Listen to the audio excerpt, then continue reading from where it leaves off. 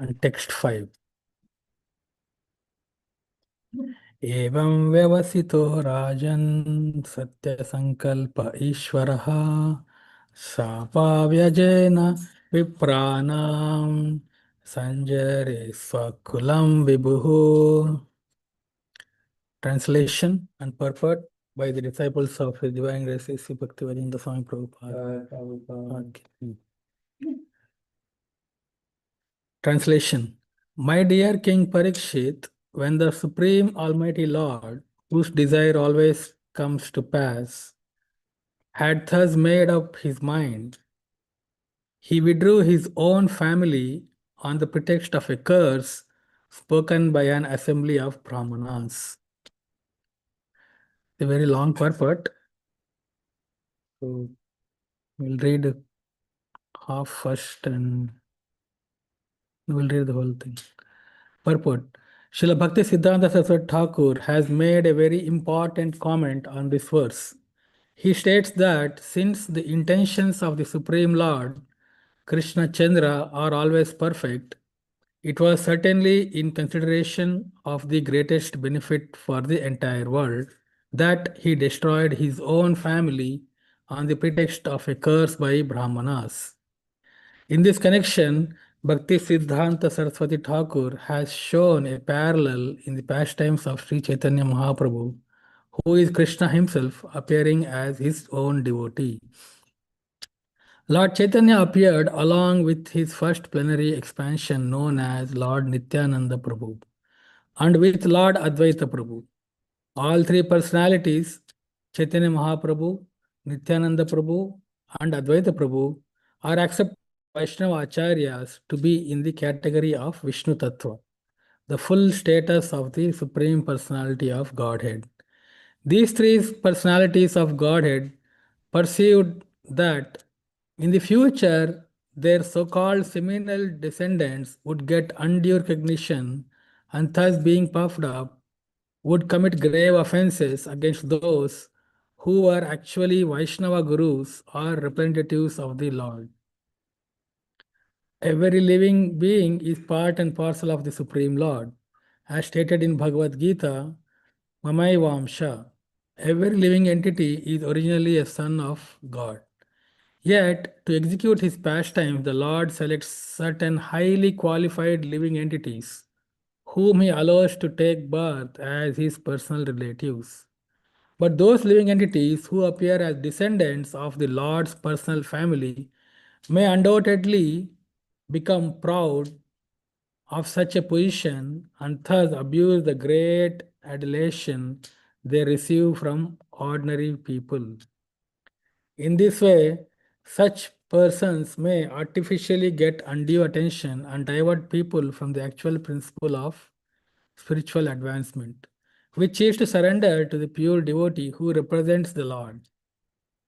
The 8 verses of the 12th chapter of Bhagavad Gita give a description of the pure devotees the Lord permits to act as acharyas or the spiritual leaders of mankind.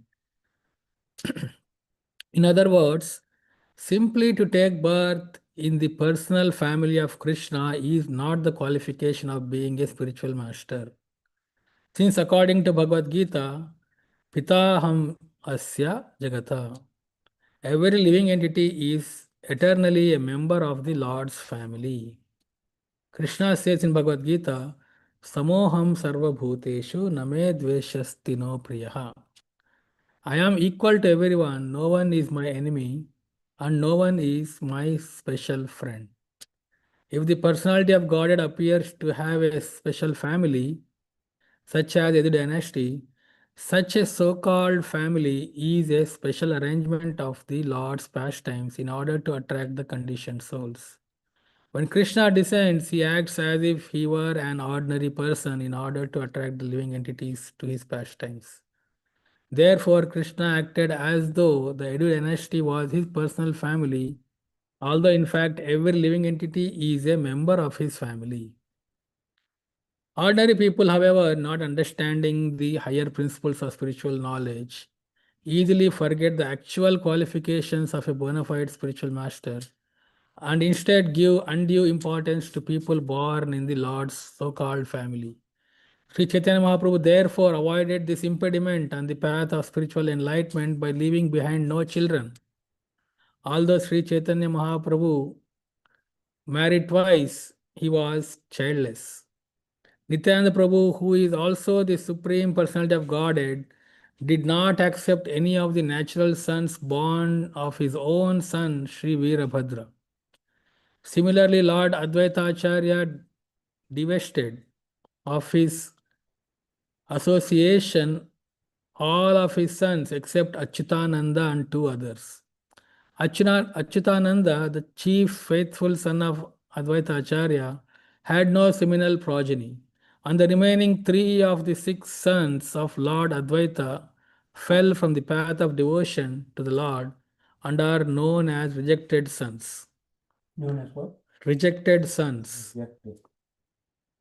In other words, the appearance of Chaitanya Mahaprabhu allowed little facility for continuing a so-called seminal family to create confusion. The respect shown to the conception of seminal lineage in deference to the ideas of the Smartas is unfit to be accepted by one who actually understands the supreme truth of Vedic authority. Other acharyas or spiritual masters have also demonstrated this point in their own families. His Divine Grace A.C. Bhaktivedanta Swami Prabhupada, our own beloved spiritual master, who is the mighty author of this Srimad Bhagavatam series, was born in a family of pure devotees, and he himself exhibited all the symptoms of pure devotional service from his very childhood. Srila Prabhupada eventually came to the Western countries and exhibited unprecedented spiritual potency in establishing the Krishna consciousness movement all over the world. In a few short years, he translated more than 50 large volumes of Vedic philosophy. By his practical activities, he is certainly understood to be a most empowered representative of the Lord. Nonetheless, his own family members, although devotees of Krishna, did not at all come to the proper standard of devotional service and are therefore not given attention by the members of ISKCON. The natural tendency for the members of the International Society for Krishna Consciousness would be to offer all reverence and worship to the members of Srila Prabhupada's immediate family. But since by Krishna's arrangement, these family members are not at all on the platform of pure devotional service, the members of ISKCON give them hardly any attention, but instead worship those who actually exhibit the qualities of highly advanced Vaishnavas, regardless of their so-called birth. In other words, birth cannot constitute the qualification of a respectable person, even when one is born in the Lord's own family or in the Acharya's family, what to speak of an ordinary wealthy or learned family. In India, there is a class of men known as Nityananda Vamsha, who claim to be direct descendants of Lord Nityananda and therefore worthy of the highest respect of their position in the devotional service. In this regard, Srila Prabhupada has written in the Nectar of Devotion, quote, in the Middle Ages, after the disappearance of Lord Chaitanya's great associate, Lord Nityananda, a class of priestly persons claimed to be the descendants of Nityananda, calling themselves the Goswami caste. They further claimed that the practice and spreading of devotional service belonged only to their particular class, which was known as Nityananda Vamsha. In this way, they exercised their artificial power for some time, until Srila Bhakti Siddhanta Saraswati Thakur, the powerful Acharya of the Gaudiya Vaishnava Sampradaya, completely smashed their idea. There was a great hard struggle for some time, but it has turned out successful. And it is now correctly and practically established that devotional service is not restricted to a particular class of men. Besides that, anyone who is engaged in devotional service is already a high class Brahmana. So Srila Bhakti Siddhanta Saraswati Thakur's struggle for this movement has come out successful. It is on the basis of his position that anyone from any part of the universe can become a Gaudiya Vaishnava. End quote. In other words, the essence of spiritual knowledge is that every living being, regardless of his present status in life, is originally a servant of the Supreme Lord. And it is the mission of the Lord to reclaim all these fallen living entities. Despite his past situation, any living being who is willing to surrender again at the lotus feet of the Supreme Lord or his bona fide representative can purify himself by strictly adhering to the rules and regulations of Bhakti Yoga and thus act as a high class Brahmana.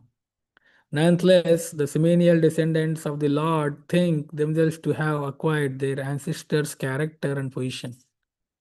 Thus, the Supreme Lord, who is the well wisher of the entire universe and especially of his devotees, bewilders the discriminative power of his own descendants in such a contradictory way that these seminal descendants become recognized as deviant, and the actual qualification to be a representative of the Lord, namely unalloyed surrender to the will of Krishna, remains prominent. Hare Krishna. For prayers. Om Agnanatimirandasya Gnananjanashalaakaya Chakshuranmilitam Yena Tasmai Shri Gurave Namaha Sri Chaitanya Manobishtam Sthapitam Yena Bhutale Swayam Rupa Kada Mayam Dadati Swapadantikam Vandeham Shri Guru Shri Yuta Padakamalam Shri Gurun Vaishnavamsha श्रीरूपं साग्रजातं सागना रघुनाथान्वितं तं सजीवं साद्वैतं सावधूतं परिजनसहितं कृष्णचैतन्यदेवं श्रीराधा कृष्णपादान् सागनललिता श्रीविशाखान्वितं च नमा ॐ विष्णुपदाय कृष्णप्रस्थाय भूतले श्रीमते भक्तिवेदान्तस्वामीति नामिने नमस्ते सरस्वती देवे गौरवाणी प्रचारिणे निर्विशेष शून्यवादी पाश्चात्य देशतारिणे जय श्री कृष्ण चैतन्य प्रभु नित्यानंद श्री अद्वैत गदाधर श्रीवासादि गौर भक्त वृंद हरे Krishna Krishna Krishna Hare Hare Hare Ram Ram Ram Hare Hare. Hare Krishna, this verse translation again. My dear King Parikshit, when the Supreme Almighty Lord, whose desire always comes to pass, had thus made up his mind, he withdrew his own family on the pretext of a curse spoken by an assembly of Brahmanas. So, seek blessings of all the assembled devotees, Adipurush Prabhu, and all the devotees here.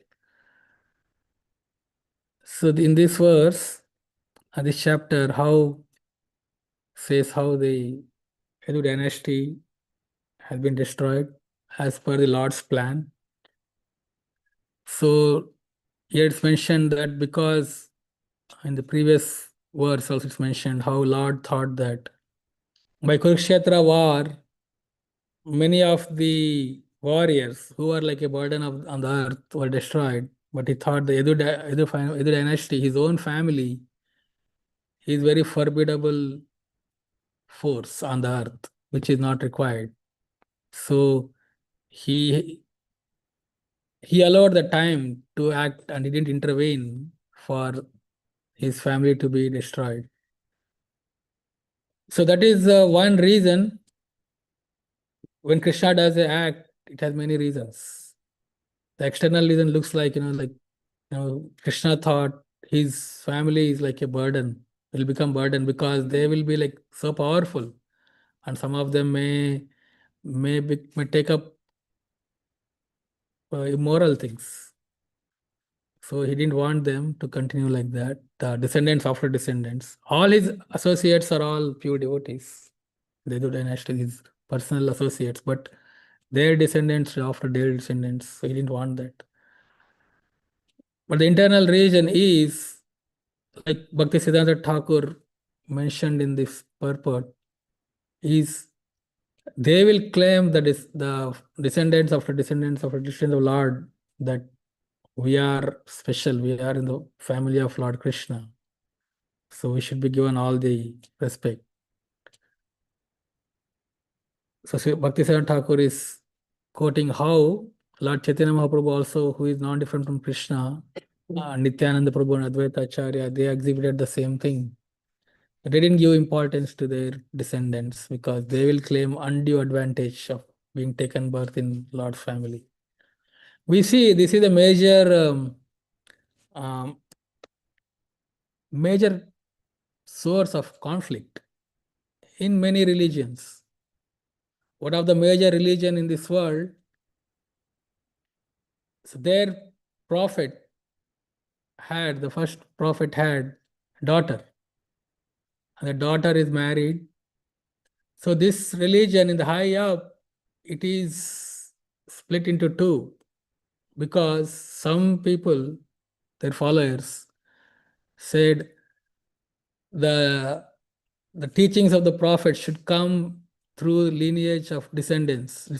Their son-in-law became the next leader for one group. Other group, they said no. Whoever followed the teachings of the prophet, he should be considered as leader. And then these two sects, they are against each other, that they fought many wars in this religion. And they still have differences.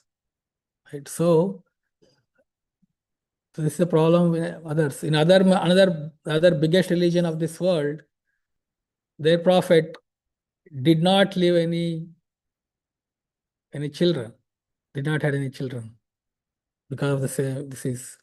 So it's natural tendency that in humans, they try to hold the details, not the essence. So for anything, there is details and essence. So here, devotional service or the teachings of Lord in any religion, it should be followed by essence. By essence, not by details. The essence means it is anyone can take up that essence of the teachings, and then they can imbibe that and become a true follower, irrespective of where that person is born. Just birthright is not a qualification to practice devotional service in any religion or any spiritual path.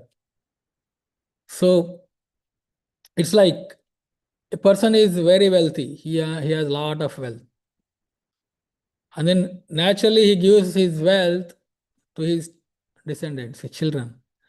Now the children have to maintain it. They have to keep that wealth upkeep. They have to keep it. If they squander that wealth, they misuse that wealth. It's just a matter of time that all wealth is gone. So like that, even if someone is born in a family of Lord or in a great Acharya, they have access to this abundant spiritual wealth, which Lord or the Acharyas exhibited. Here example is given, Srila Prabhupada's example. Prabhupada is a pure devotee by his birth, and his descendants also, his children also got the same opportunity. Prabhupada anywhere and everywhere since his birth, he always practiced devotional service in pure form.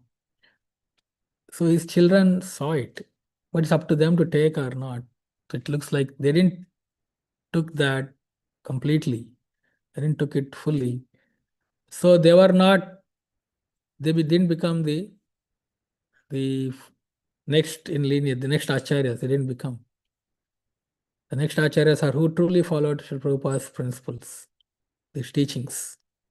So ours is the Siksha line, Siksha disciplic succession, not by the seminal line. There are some sects within Vaishnava philosophy, Vaishnava Sampradayas, Vaishnavas also, who follow or who claim as seminal line. One example given in the purport is this Nityananda Vamsha. Many temples in Vrindavan, their priests are Goswamis, and they can claim that only they can have the birthright for following and worshipping the Lord and propagating devotional service.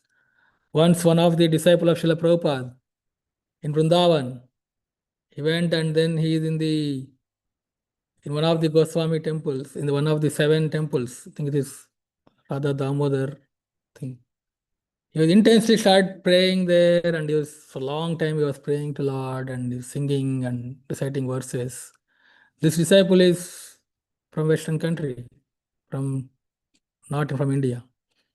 So after a long time, that Goswami came and he came very pleased with this disciple and he said, I bless you that in next life you take birth in the Goswami family, in one of our Goswami families, and you will get the opportunity to worship the Lord.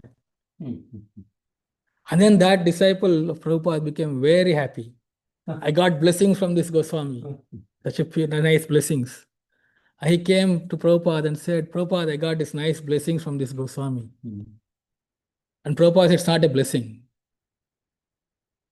You go back to that Goswami and say that, hey Goswami, you worship Radha Damodar very nicely as per the scriptures and the principles.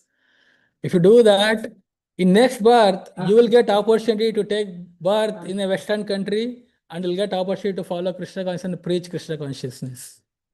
Go and tell him, like the Prabhupada mentioned. So Prabhupada and our acharyas very clearly, they have given the importance to Siksha line. We can see here, Prabhupada is there. On the top, we have the acharyas of the spiritual master Prabhupada. Bhaktisiddhanta Thakur is there. Bhaktisiddhanta Saraswati Thakur's guru is not his father, Bhaktivinoda Thakur, but Gaur Kishore Das Babaji Maharaj. So though his father is pure devotee, though his father is there, he's a Brahmana also. Bhaktisiddhanta Thakur also Brahmana. Gaur Kishore Das Babaji Maharaj, we don't know. So though he is a pure devotee, Bhaktisiddhanta Thakur took initiation from Gaur Kishore Das Babaji Maharaj.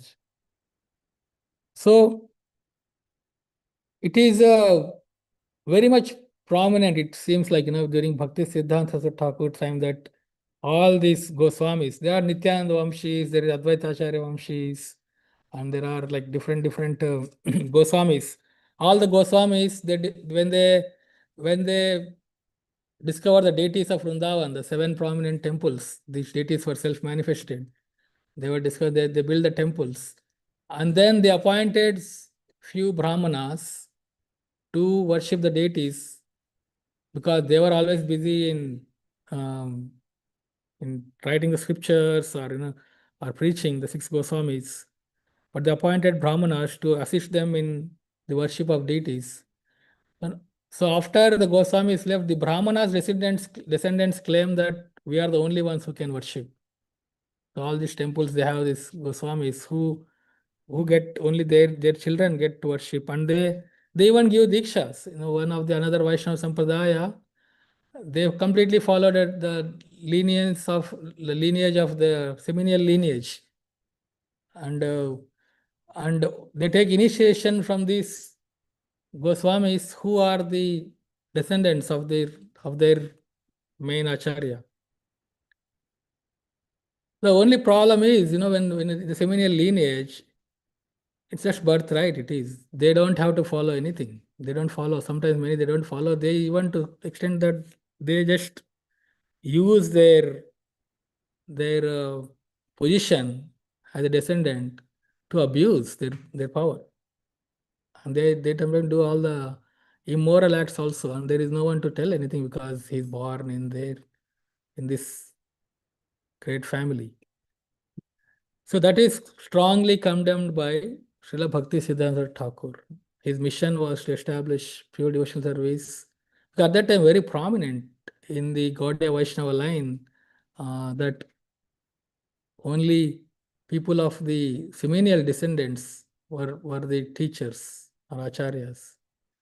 To the extent that Bhaktisiddhanta Thakur, he had so struggled, he struggled so much that his life was also at threat.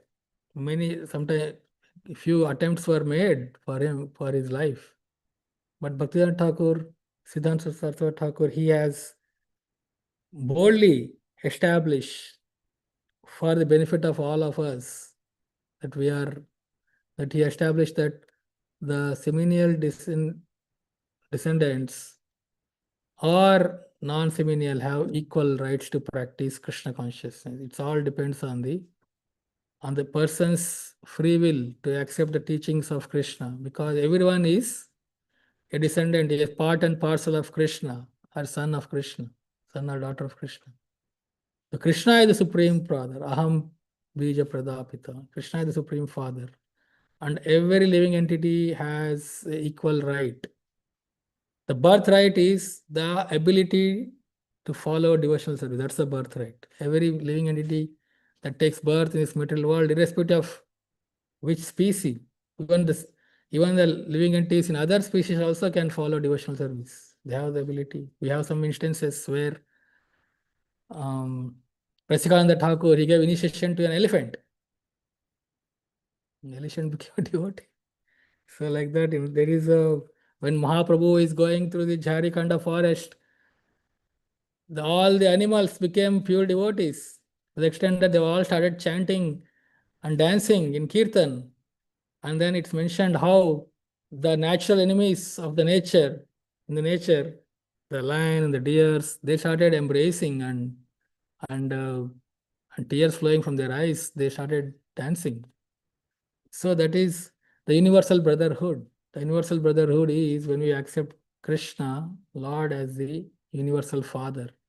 And irrespective of which descendant, which line, which country, which color, which caste, which region, all these sectarian things, when kept aside or removed, then the universal brotherhood will be established.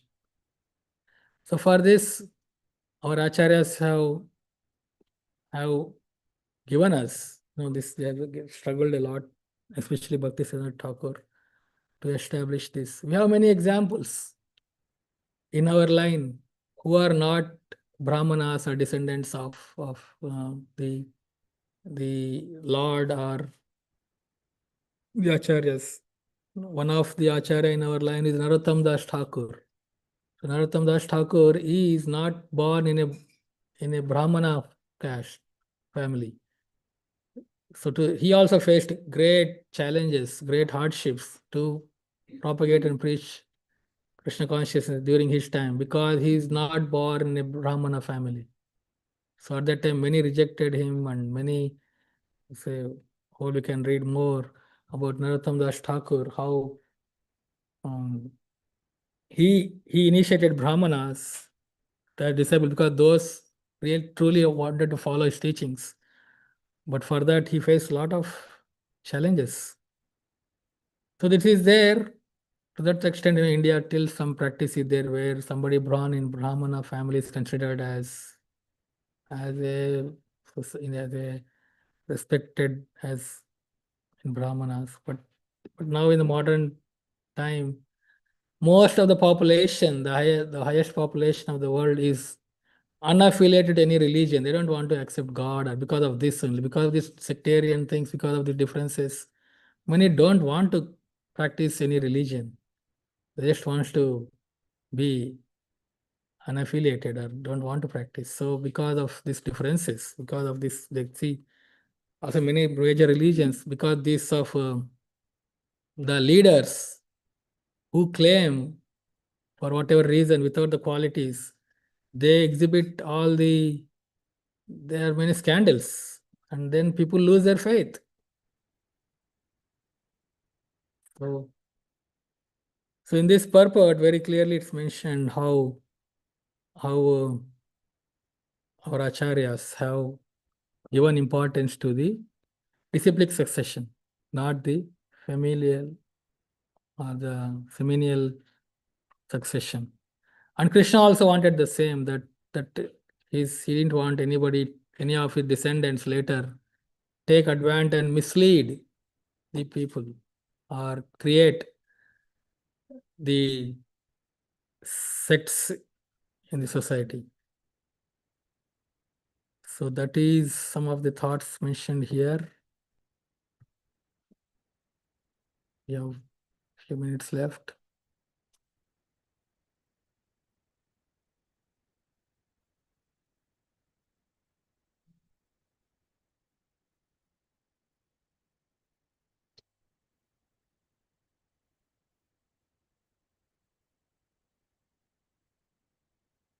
Prabhu.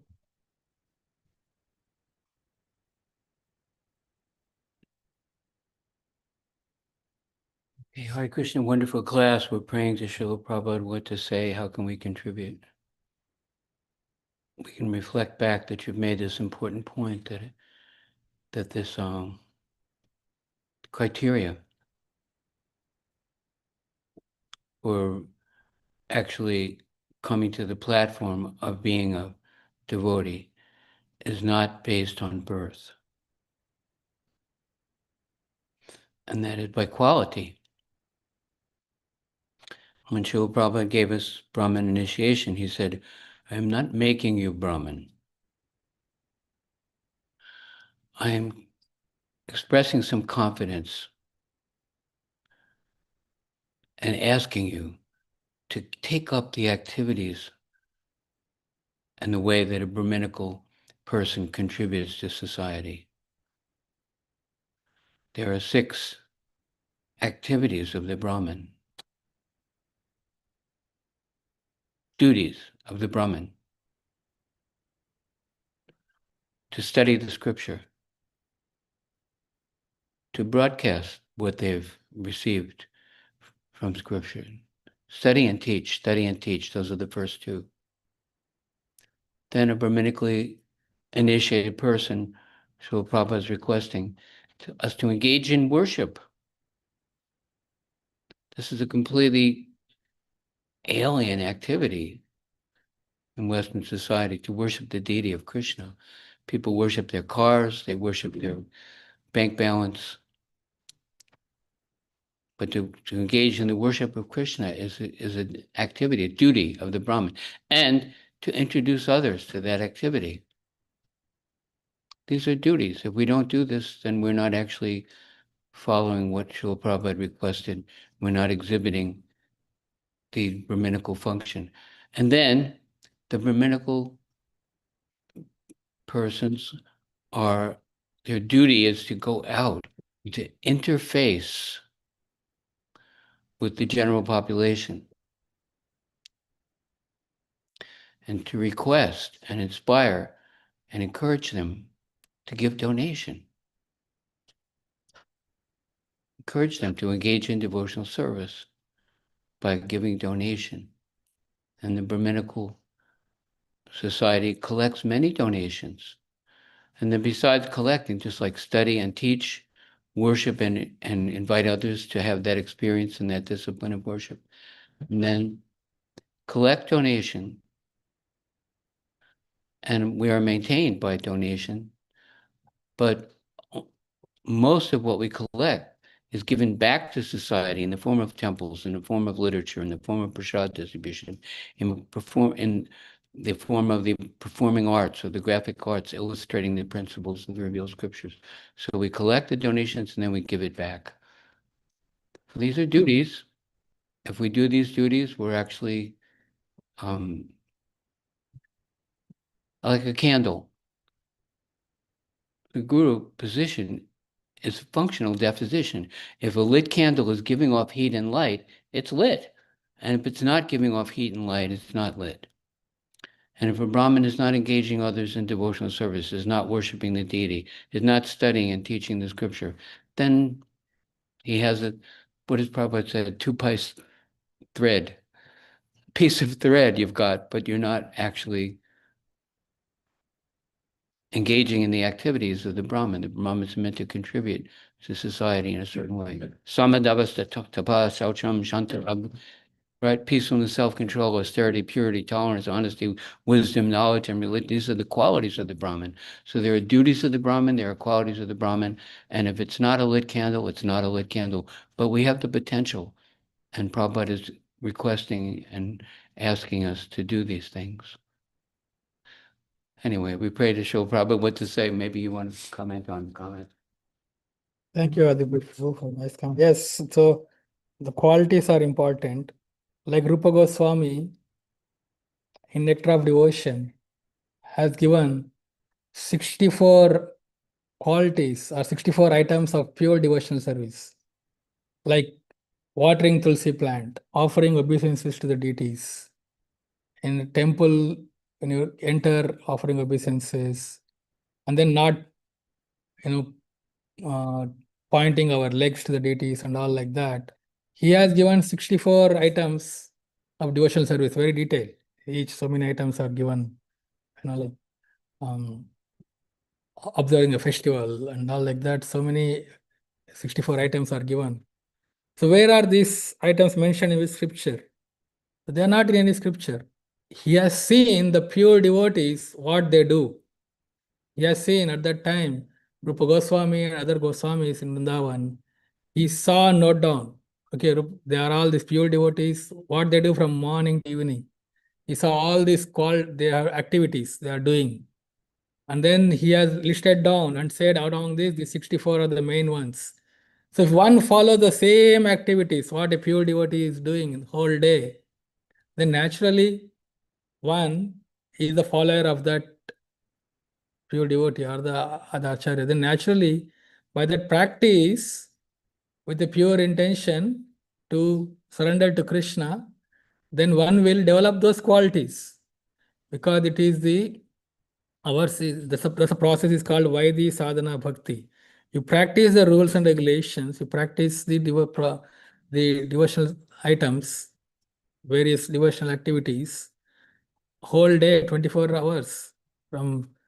Then that love for Krishna awakens, because that's what the pure devotees following in the foot. Anusilanam, it's mentioned that Krishna Anusilanam, pure devotional definition is Krishna Anusilanam. It's mentioned that one follows in the footsteps of the Acharya, pure devotee, what they have done, and our Rupa Goswami has mentioned all this. If one follows in those footsteps and we repeat the same thing, you don't have to invent anything. We just repeat the same thing. As soon as one gets up, offer obeisances, freshen up, and then start doing spiritual activities, chanting, worshipping. So different activities, what the pure devotees do. We start doing day after day after day, naturally, the dormant Krishna consciousness in any living entity will awaken. It is not just because one is taken birth and not do any activities, then that person will not remain person engaged in the material activities. Because material activities is very natural for anyone to engage in a conditioned state. But if one performs, one stops those mental activities and engages in devotional activities that are given by our Acharya, Rupa Goswami, the 64 items, then one will be qualified, and he is actually the descendant of that Acharya. He is in the lineage of that Acharya, because he is repeating what that Acharya is doing. He's following that footstep. That's why Prabhupada has given us this whole program of whole day, morning and evening program and all. So it is the sincere practitioners, they follow what the acharyas have done. So that is what Adiprishna Prabhu tells me. Just adding to that is a Brahmana or a Vaishnava is by the qualities and exhibiting those qualities. So those who are caste descendants, these Goswamis, they say, no, we are natural devotees, we are born devotees. We don't have to exhibit those qualities. We just give Ashirvad, we give the blessings, you give us donation. And they are maintaining their temples with donation. But sometimes they are like fully engaged in material activities, some of them. Not all of them, but some of them. So some of them are also great Vaishnavas in those descendants also. So it all depends on what qualities one is exhibiting by following the activities of our acharyas. So That's where it is, one has to follow, then the qualities will develop. Even if the one doesn't have those qualities, it doesn't is not a devotee. One has to just repeat what the acharyas have done, and especially given in the nectar of devotion. And that's just to add to Adipurush Prabhu's suggestion.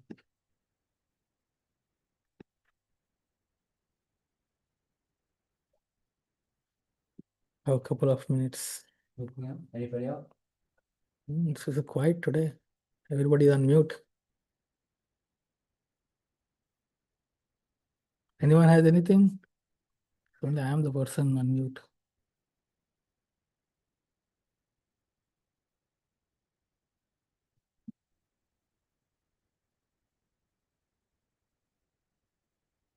So Prabhupada is emphasizing that we're meant to give what we've received. And if we don't give it, we won't really have it.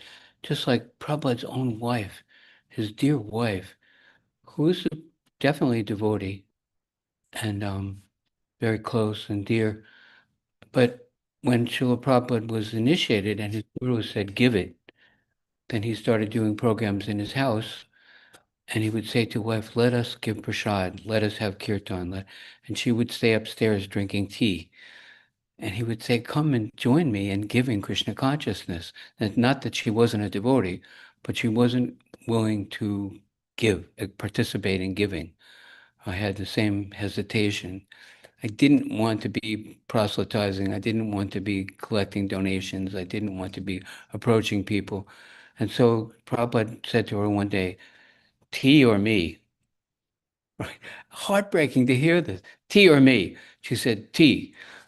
And then he left her and went to go preach, Anyway, we have the choice.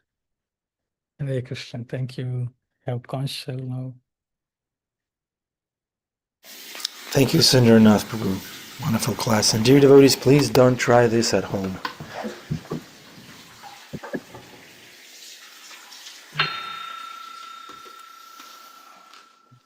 Cameras if possible, dear devotees, if you're brave enough, if you're surrendered enough, like me. Hare Krishna.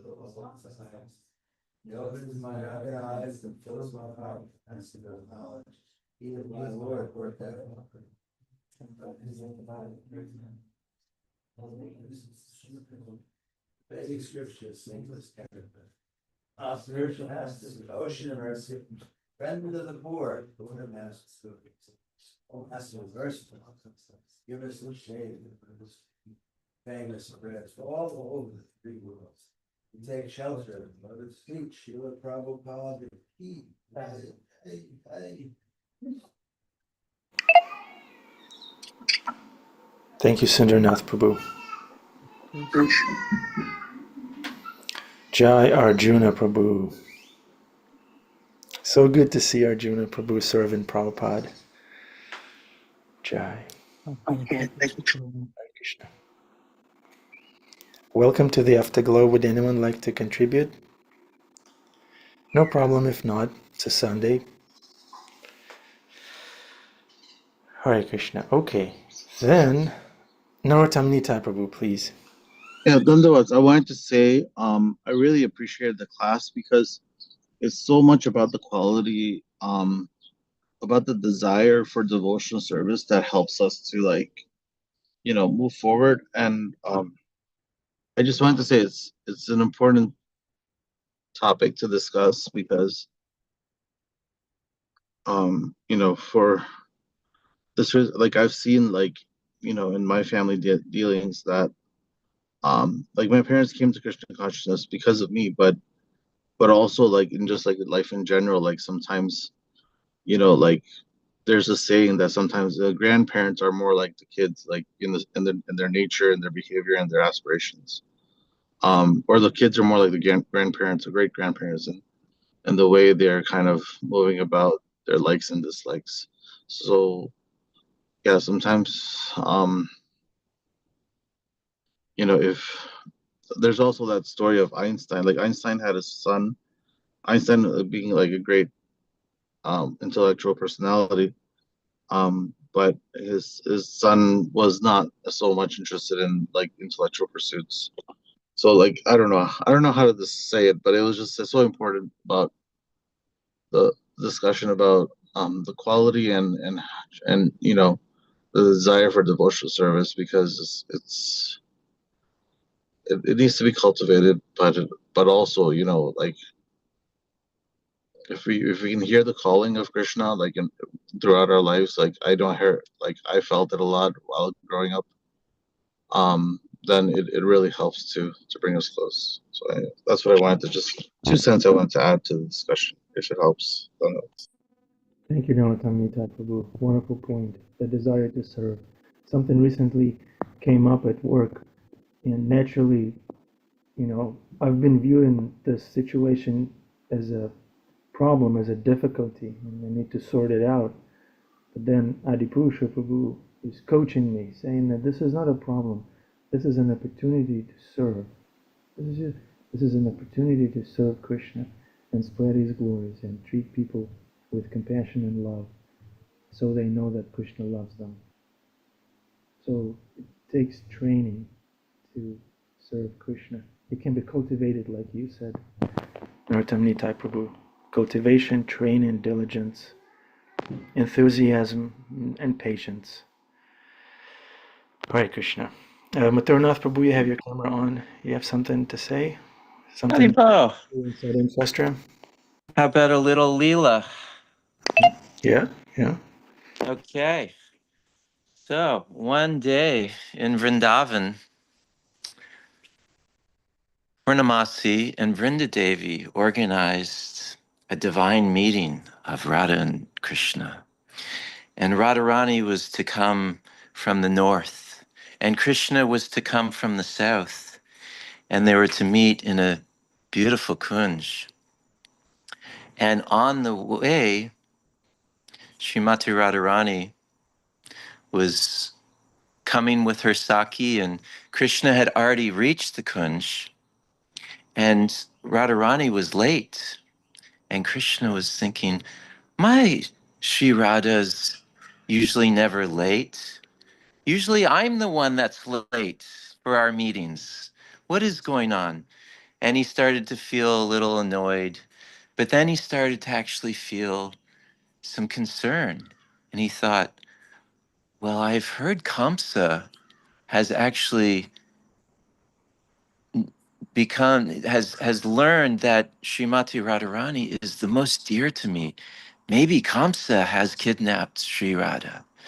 So Krishna decided, I must go and start to look for her. So he went off and he started going in the direction she's supposed to come from.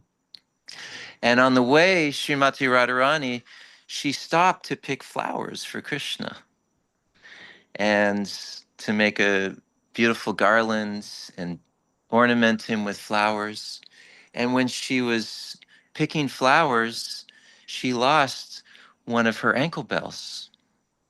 And this wasn't just one ordinary ankle bell, this was her favorite ankle bell. So she had her saki and her there looking all over the place. And Krishna's approaching the area and he's seeing Srimati Radharani. Her head is down and she's searching so intensely for her ankle bell.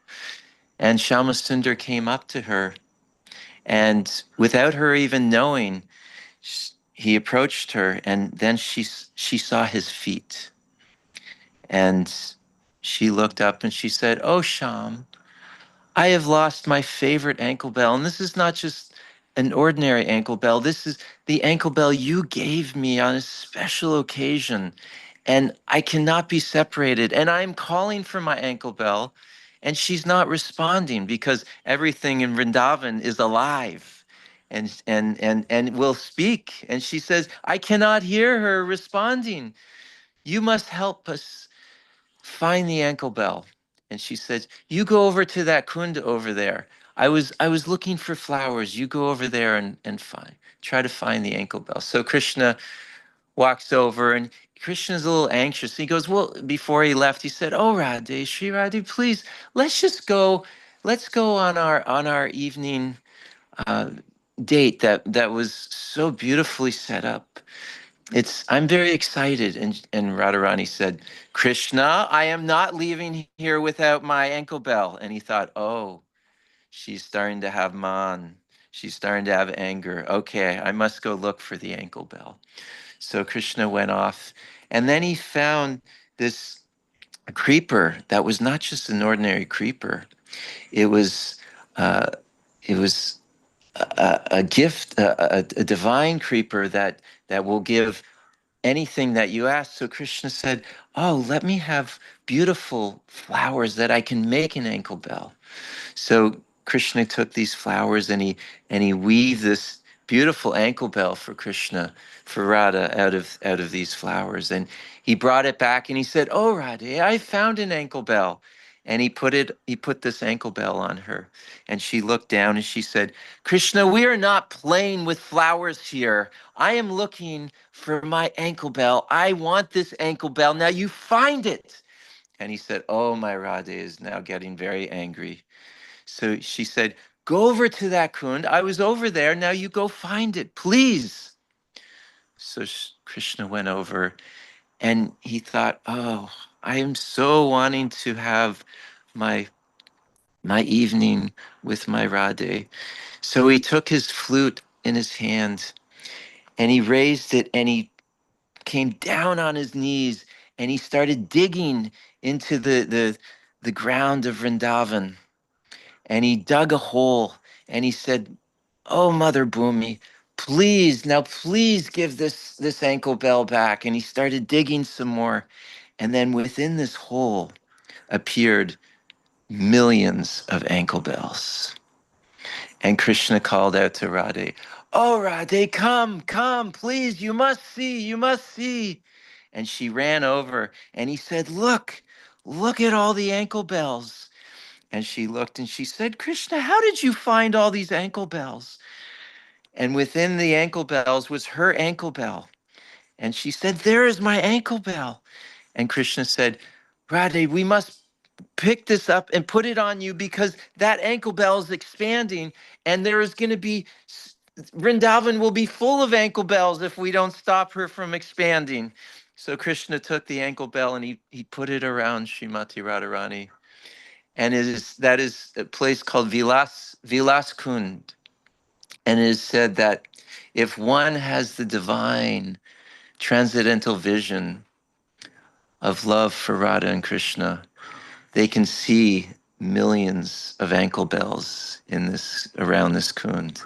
And it is also said if one is lost and they are seeking their identity, they can also find their identity in Vilasakund.